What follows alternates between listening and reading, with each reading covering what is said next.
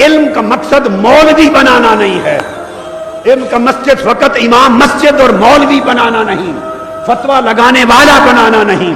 تنگ نظر، انتہا پسند اور الٹیمیٹلی دہشت گرد بنانا نہیں۔ علم کا مقصد ایک ایسا انسان پیدا کرنا ہے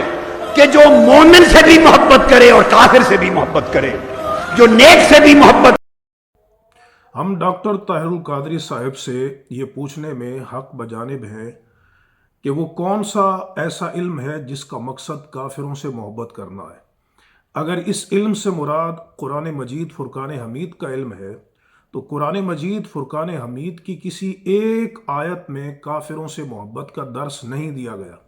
جبکہ اس کے برعکس کافروں سے محبت نہ کرنے کی بار بار قرآن مجید میں تاکید کی گئی۔ ہم ان سے پوچھتے ہیں، آپ کو یہ چیلنج ہے کہ پورے قرآن میں کوئی ایک آیت دکھائیں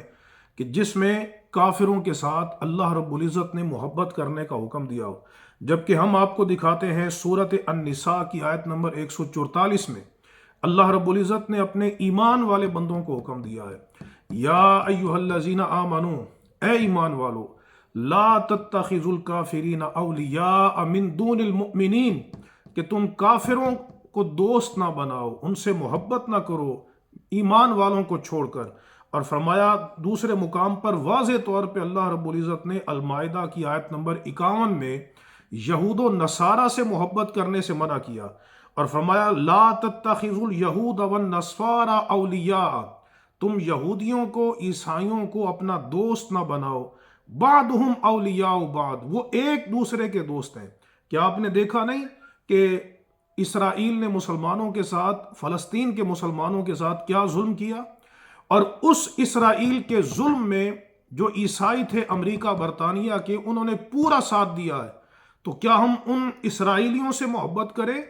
ان امریکیوں سے محبت کریں، ان نصارہ سے محبت کریں جنہوں نے 16,000 کی تعداد میں مسلمانوں کو شہید کیا، جن میں اکثریت تعداد جو ہے وہ مسلمانوں کے بچوں کی ہے؟ تو آپ کیا بات کر رہے ہیں؟ کیا ان کافروں سے ہم محبت کریں گے؟ اور یہ قرآن کا مقصود ہے کہ ہم ان کافروں سے محبت کریں، بلکہ قرآن تو کہتا ہے واضح طور پہ اس المائدہ کی آیت نمبر 51 میں وَمَن يَتَوَلَّهُم مِّنكُمْ فَإِنَّهُ مِنْهُمْ، فرمایا جو ان یہود و نصارہ سے دوستی کرے گا تو وہ انہی میں سے ہے۔ ان اللہ لا یہدی القوم الظالمین، بے شک اللہ ظالم قوم کو ہدایت نہیں دیتا۔ بلکہ قرآن اس بارے میں اتنی سختی کرتا ہے کہ اگر تمہارا قریبی رشتہ دار ہو لیکن ہو کافر، جو اللہ اور اس کے رسول کی تکذیب کرنے والا ہے، جو آخرت کا انکار کرنے والا ہے، جو قرآن مجید فرقان حمید کی توہین کرنے والا ہے، قرآن فرماتا ہے، اللہ رب العزت نے التوبہ کی آیت نمبر 23 میں ارشاد فرمایا، یا ایھا الذین آمنوا، اے ایمان والو، لا تتخذوا آباءکم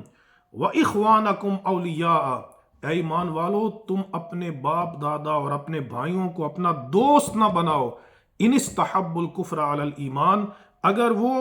کفر پر ایمان کو ترجیح، ایمان پر کفر کو ترجیح دیں، تو فرمایا کہ تم ان کو دوست نہ بناؤ، اور جس نے ان کو دوست بنایا تو اس کا شمار انہی میں کیا جائے گا۔ تو قرآن کی ان واضح نصوص کے باوجود ایک مقام پر اللہ رب العزت نے سورۃ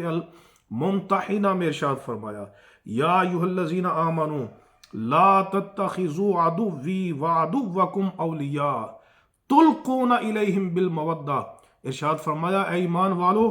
تم میرے دشمن کو اور اپنے دشمن کو دوست نہ بناؤ۔ تو قرآن تو واضح طور پر کافروں سے محبت کرنے کی تردید کرتا ہے، اس کی سختی سے ممانعت کرتا ہے، تو آپ کس علم کا یہ مقصد بیان کرتے ہیں کہ کافروں سے محبت کی جائے، جبکہ آپ اسی اپنی گفتگو میں مولوی حضرات سے، اہل ایمان سے کتنی نفرت کا اظہار کر رہے، آپ کے لفظوں سے ان سے نفرت ظاہر ہو رہی ہے، جو مدرسوں میں بیٹھ کر قال اللہ قال الرسول پڑھاتے ہیں، جو لوگوں کو قرآن مجید کی تعلیم دیتے ہیں، مسجد کے امام ہوں یا جو بھی ہے، یہ منصب کوئی حقیرانہ منصب نہیں ہے، نبی کریم علیہ السلام نے بھی امامت کروائی ہے، لہٰذا اس اسلوب میں اہل ایمان کا ذکر کرنا یہ اس بات کی دلیل ہے کہ آپ ان سے نفرت کرتے ہیں اور کافروں سے محبت کا درس دیتے ہیں۔ حالانکہ قرآن مجید میں صحابہ کرام کی یہ شان بیان کی گئی ہے سورۃ الفتح میں آیت نمبر 29 میں کہ اشداء علی الکفار رحماء بینہم، کہ وہ کافروں پر سخت ہیں اور آپس میں رحم دل ہیں، جبکہ آپ اشداء علی المؤمنین کے مصداق بن رہے ہیں اور رحماء علی الکفار کے مصداق بن رہے ہیں۔ تو یہ منہاج القرآن نہیں ہے، قرآن کا منہج نہیں ہے، نہ قرآن کی تعلیم ہے۔ اللہ تبارک و تعالی ہمیں قرآن مجید فرقان حمید کی تعلیم کے مطابق زندگی بسر کرنے کی توفیق عطا فرمائے۔ وآخر دعوانا ان الحمد للہ رب العالمین۔